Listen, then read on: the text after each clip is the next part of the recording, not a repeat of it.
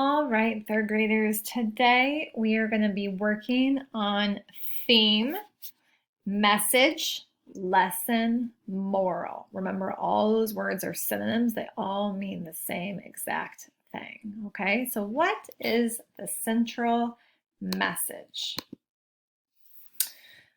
The central message means that you can figure it out within the story. Okay, there is a theme, there is a moral, there is a lesson. So what is a lesson?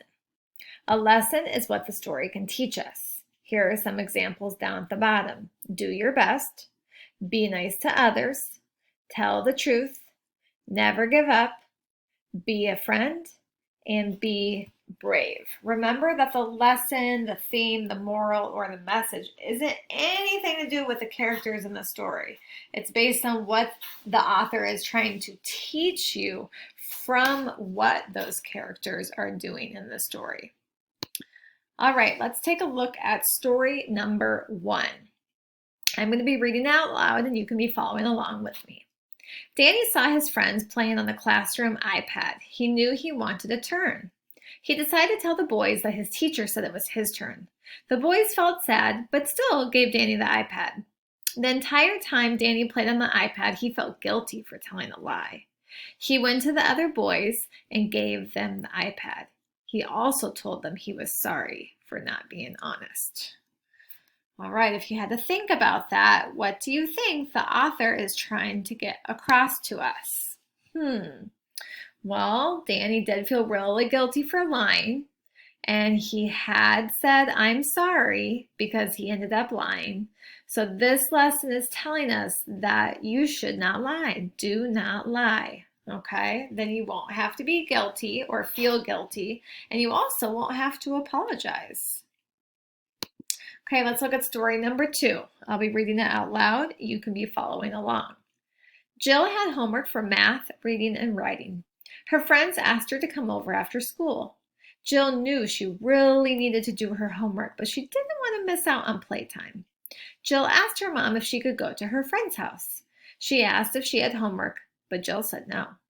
The next day at school, Jill got detention because her homework was not finished. So what is the author trying to get across to us? Were you thinking what I was thinking? Jill got in trouble for not doing her homework.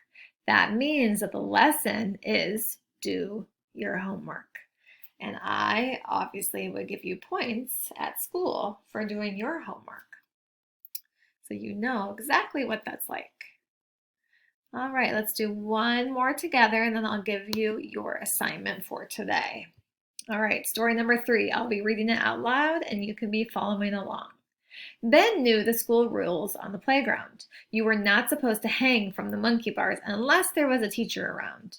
Ben wanted to impress his friends though, so Ben decided to jump up and grab the monkey bars. As soon as he reached for the next monkey bar, his finger slipped and he fell to the ground. Ben heard a pop and felt a lot of pain in his arm. He knew it was broken. What do you think the lesson was from this piece of text? Poor Ben. Well, I definitely learned a lesson from him, and you should have too. Always follow the rules. The teachers don't just give rules just because they feel like it, which you know. There are reasons why we need to follow the rules, just like there are rules at home and there are reasons why. All right, your assignment for today is going to be to read story number 4, which is this, okay? I'm actually going to read it to you right now, but if you need to go back to it, obviously you can, and you just need to pause it. Okay. Beth was trying out for the soccer team for the 5th time. She has tried out every year for the last 5 years, but she has never made it. Beth thought she would try again because she has been practicing a lot. At the soccer tryouts, she made a goal and dribbled the ball really well. The next day, she got a phone call saying that she had made the team. Beth was so happy to be on the team.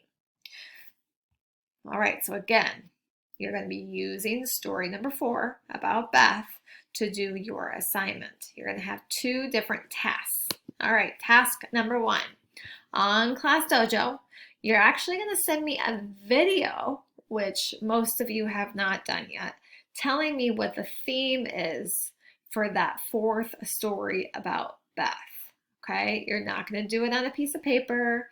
You're not going to send me a sentence or anything like that. You're actually going to make a video. You're going to take a video of yourself.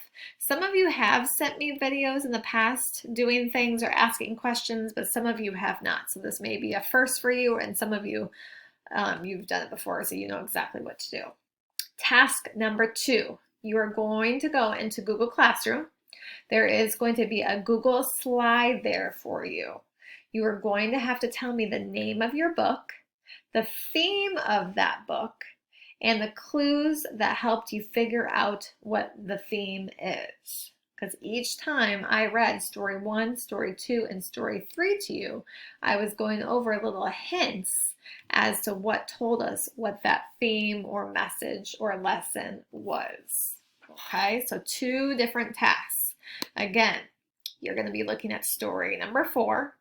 You can read it again, or you can listen to me reading it to you. You just need to go back and listen to the recording. You have task 1 to send me a video on Dojo about what the theme of the story is. And then task 2 to do that Google slide. Okay? And obviously you can replay this as many times as you need. All right. Enjoy, boys and girls.